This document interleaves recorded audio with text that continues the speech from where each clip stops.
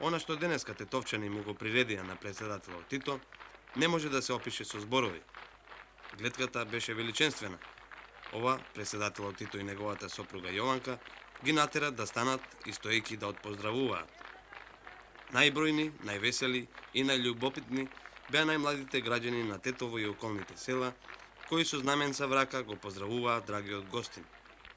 Председателот Тито потоа пристигна во меморијалниот музеј, каде што во 1943 година е формирана Комунистичката партија на Македонија и каде што истовремено се одржа првата седница на Централниот комитет на Комунистичката партија на Македонија. По краткото задржување во музеот, југословенскиот председател со сопругата Јованка и останатите личности што го придружуваат, заедно со домаќините, представници на собранието и на општествено-политичките организации од градот, се упати кон волнарскиот комбинат Тодор Циповски Мерџан. Движејќи се по улиците напад кон комбинатот, колоната автомобили со високите гости беше одново срдечно поздравувана од илјадниците граѓани на Тетово и околните места. Тој најпрвен го посети новиот погон за премотување и пакување на предено, што беше предаден во употреба во чест на неговиот 80-ти роден ден, потоа чешларницата, погоните за предпредење и за финализација на предено и конци, кои се наполно автоматизирани, како и погонот за штрајган, ткаешницата и погонот за трикотажа. Председателот Тито често се интересираше за работата на одделни погони и машини, застануваше пред некои од нив и се интересираше како тие работат и што се произведува со нив. Представниците на фабриката му даваа исцрпни информации на југословенскиот председател за сето она за што тој пројави интерес. Бурни извици и ракоплескања од работниците пак го пречекаа другарот Тито кога се упати кон салата на работничкиот совет, каде што водеше разговор. За време на разговорот, председателот на Општинското собрание Кочо Тулевски, генералниот директор на Тетекс Стојан Ѓорчевски, председателот на Општинската конференција на Сојузот на комунистите на Тетово Месут Сулејмани и други раководители на општината го информираа председателот Тито за општествено-економската положба на општината. Председателот Тито се интересираше колкав е бруто продуктот на општината, какви се личните доходи на вработените, каква е положбата на индустријата и земјоделството и за редица други прашања. При тоа беше информиран дека за 10 месеци од годинава бруто продуктот на општината изнесува милијарда динари, дека просекот на личните доходи е 1210 динари и оти за последната година и пол тие се зголемени за 550 динари, дека индустријата е млада, но работи без загуби и оти нема непокриени инвестиции, дека во општествениот сектор се запослени 13.000 лица и друго. По посетата на фабриката Тетекс, председателот на Републиката Јосип Броз Тито со сопругата Јованка се упатија кон Арабат Баба Тече, позната тетовска историска знаменитост. Кај Арабат Баба Тече, председателот на Општинското собрание на Тетово Кочо Тулевски ги прошета гостите низ објектот, објаснувајќи им ги основните податоци за градбата и архитектурата на овој познат историски споменик. По пријатната прошетка, овде, председателот на Општинското собрание Кочо Тулевски на председателот на Републиката Тито му приреди ручек. Наздравувајќи му на високиот гостин, Кочо Тулевски истакна дека комунистите и работните луѓе од Тетовска комуна ќе се борат за доследно реализирање на задачите и ставовите од писмото.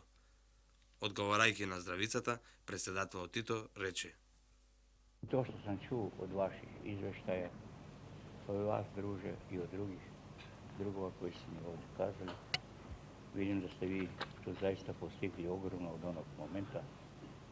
Je li to bilo 57. 7. da. Kad sam ja bio ovdje. Ipak je to kratki rok. To je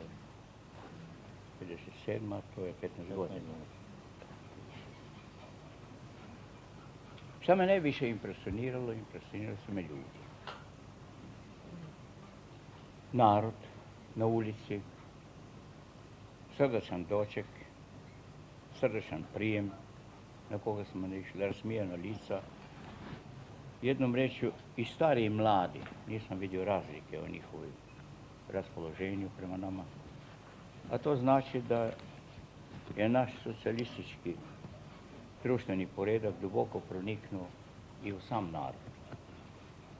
Bez obzira na naše teškoće, devijacije, razne stvari koje mi imamo dužno za sada likvidiramo koliko je to najviše moguće, a mi ćemo to uspjeti. Ako budemo imali čvrsti savez komunista, ako ćemo imati mi jedinstvo naroda, a ovdje baš na ovom mjestu, ovom terenu, gdje postoje nekoliko nacionalnosti, 3 nacionalnosti uglavnom, da ovdje je veoma važno da vi sačuvate to bratstvo i jedinstvo. I ovdje, ako igdje, ovdje se pokazuje da bratstvo i jedinstvo se kuje i u procesu podizanja svoga životnog standarda. Da je radnička klasa i ovdje taj osnovni faktor. Razumije se, osnovni faktor jeste i podizanje životnog standarda. To mogu samo radnici u fabrikama najviše da doprinose.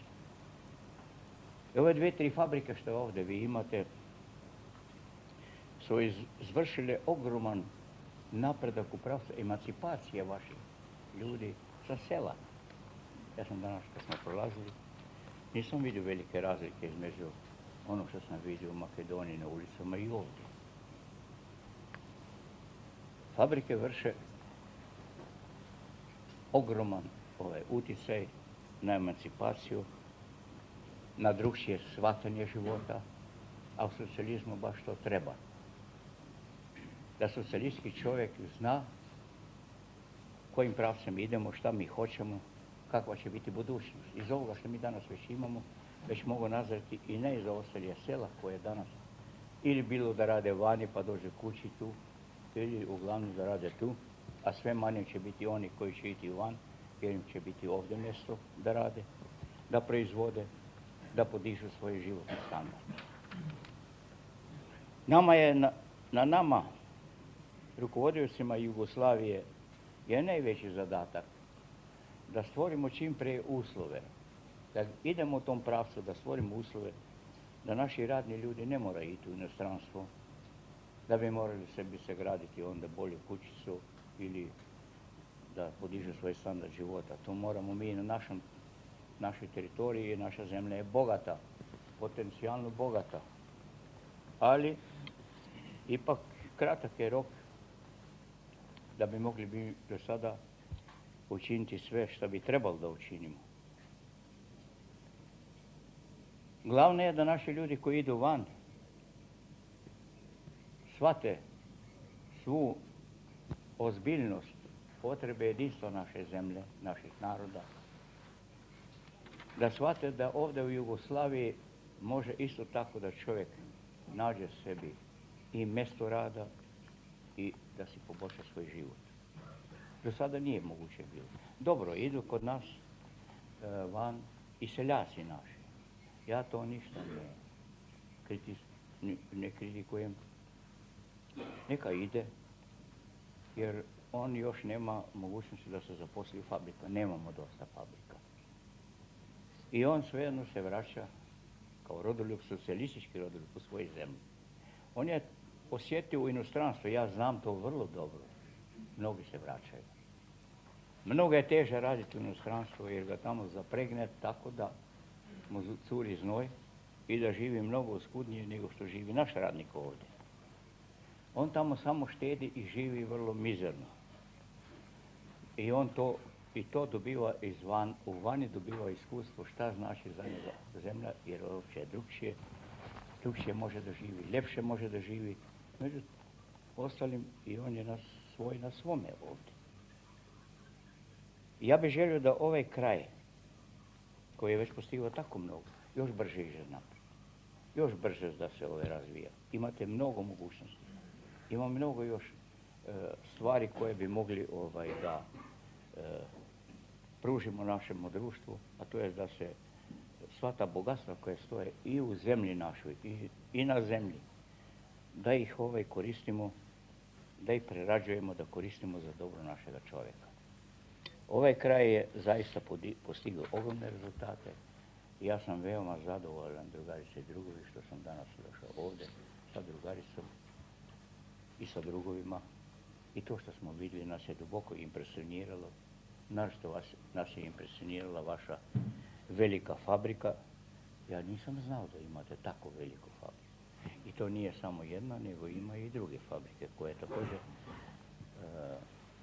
imaju visoku akumulaciju. Fabrike će vama omogućiti, radni ljudi će tu proizvoditi, da će ovaj kraj zbilja moći jednog dana da bude potpuno u nivoju jugoslavenskih industrijskih centra. Jedan mali centar industrijski, ali vredan centar, vrednih ljudi, sposobnih ljudi i gdje se kuje bratstvo i jedinstvo na ovom centru. Između Makedonaca, Albanaca, Turaka, onda ima i tu i došljaka raznih drugih, ali to bi želio da oni budu ne samo da se razlikuju, nego da bude i ciment u tom jedinstvu naroda ovoga kraja. Mi komunisti u čitavoj Jugoslaviji danas preispitujemo svoje redove. Gledamo šta smo propustili u prošlosti, šta treba da učinimo da ne bi više bilo takvih promašaja, takve devijacije kao što je bilo. Nije lako, znate, ljudi su ipak ponekad, baš zbog toga što nismo mi bili dovoljno budni, su se zaboravili pa su pravili razne stvari koje nisu u skladu sa moralom komunista, Saveza komunista. Mi sada idemo zatim da najprije Savez komunista učvrstimo, da bude jedinstven, ne samo da bude jedinstven, nego da bude svaki komunista svjestan da je on vojnik revolucije. Da on mora koje čega se odreći ponekada. Da još uvijek je on taj u koga gleda narod.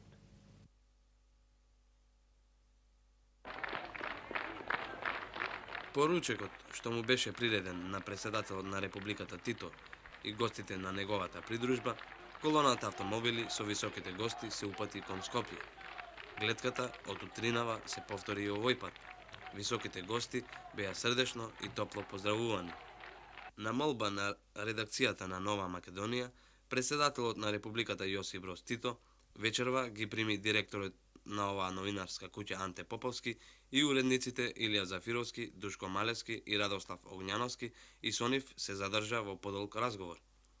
Во разговорот стана збор за актуелните прашања од нашата внатрешна и надворешна политика, а председателот Тито беше запознат и со работата на оваа новинарска куќа. На разговорот присуствуваше и председателот на Централниот комитет на Сојузот на комунистите на Македонија Ангел Чемерски. Председателот Тито со сопругата Јованка вечерва во хотелот